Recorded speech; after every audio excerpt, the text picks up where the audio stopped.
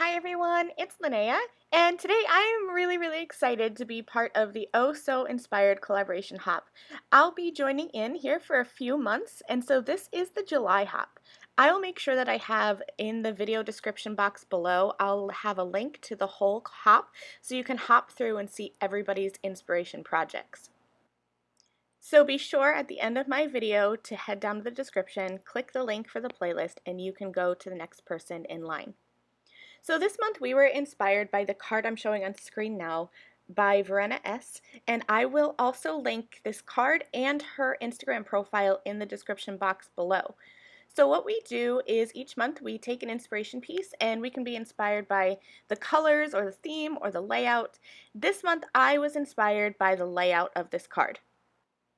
I really liked the ideas of having those circles as kind of the focal point, and I know you probably don't know because I don't do a lot with critters, but I absolutely love Highland cows. I am the person that when you're driving down the highway, if there's cows in the field, I live in Pennsylvania, so we have a lot of fields here, and if there's cows, I will shout cow so the entire car knows that there's a cow. But Highland cows are my absolute favorite. So when Lawn Fawn came out with this Highland cows stamp set, I snatched it up immediately and I'm so excited to put it to use for the first time in today's card.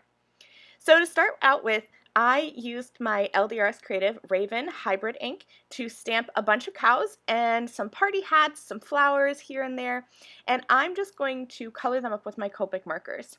I colored the majority of them ahead of time just because I color very simply. If you're looking for somebody who knows about shading and lighting, you're not looking for me. But if you're looking for somebody who can do some quick and easy cutesy coloring, I've got you covered. So I went ahead and I used some E markers for the ears and the horns and the little snout. I used E53 and E51. For the hair on the cow, I used E39 and E18, and then for the body and the rest of the face, I used E17 and E15. I just kind of added some shading with my darker marker where I thought maybe there'd be some shading, and then I blended over with the light marker. I tend to do a lot of 2, maybe even 3 marker color blending, nothing too fancy. Then I just went ahead and I grabbed my scissors and I fussy cut all of these out.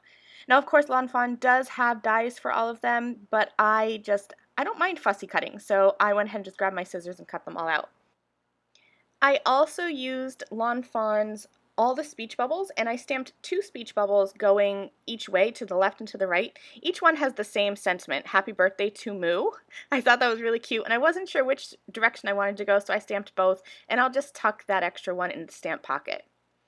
Now it's time to make those circles. So I grabbed my Pink and Main layered circles dies. These are dies that never leave my work surface. There are circles of pretty much every size that I could ever need.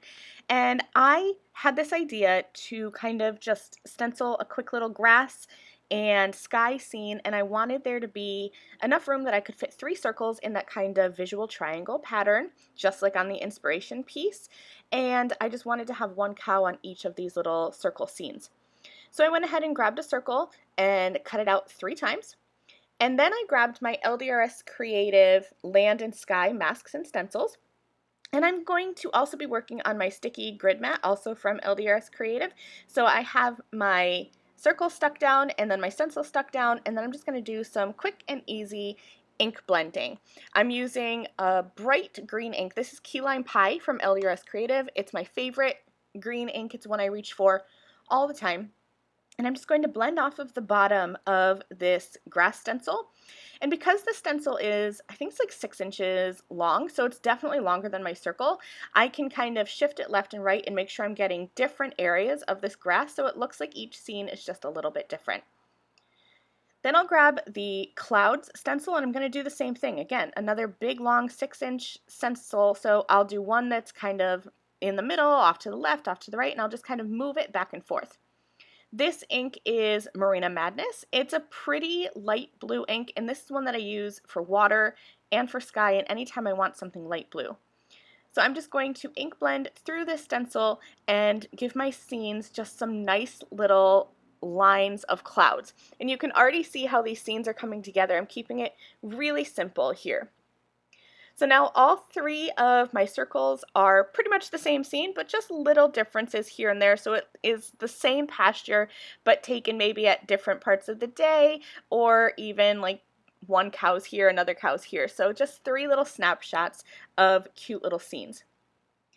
I grabbed my Lawn Fawn Gotta Have Gingham paper pad, and I kind of flipped through and found a color that I liked. I tried it on yellow, and I do love yellow. It's my favorite color. But this pink always just seems to pop. So I grabbed the diagonal gingham plaid, and I kind of laid my things out so I knew where I wanted them to be. And I'm going to die cut this gingham plaid with the LDRS Creative Delicate Stitches Scalloped Rectangle, and I'm using the largest rectangle die here. So here's the little trick that I like to do. Once I have everything laid out, I have my cows kind of positioned how I want them to be. I have my sentiment where I think I want it. I'm going to grab my camera and just snap a quick photo so that I can remember this for later, because nothing's adhered down, but I've messed with it enough. I don't want to have to think about it after I've done my die cutting. So now I can take that gingham plaid piece and run that through my die cutting machine. And then once I have that die cut, I can go ahead and just grab a white A2 card base and start layering things up. Now I do have my circle kind of on the top left hanging off a little bit, so I'll use my scissors to trim that once everything is fully adhered down. I like to start by adding all of my little cows and the flowers and everything. I adhered them onto the circles so I can work with the circles as a full piece rather than having, you know, three circles and then a bunch of cows and a bunch of little flowers and everything. I find it easier to work with one die cut piece.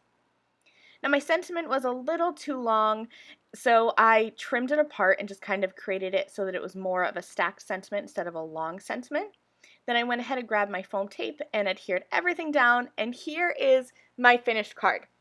So I hope you really enjoyed this quick tutorial and that you can see how I took inspiration from Verena's card and just kind of took the layout of those three circles in that visual triangle. I did switch sides. I moved mine to the left, hers are on the right.